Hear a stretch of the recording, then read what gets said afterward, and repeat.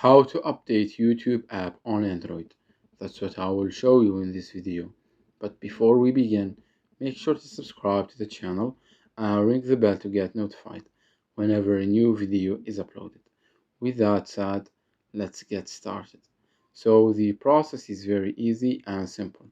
Just go ahead and open up your Play Store. And once you do that, navigate to the YouTube app.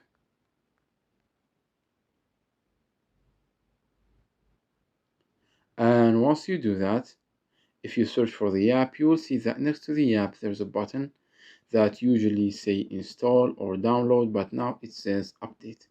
Even if you clicked on the app page right here, you will see that there's two buttons, the uninstall and the usually install button is now says update, meaning that there's an available update for you that you can download. So just click on that button and it will automatically start to update the app version on your Android device.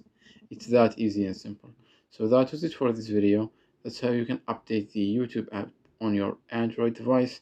If you have any questions, please leave them in the comment section down below. With that said, see you in the next video.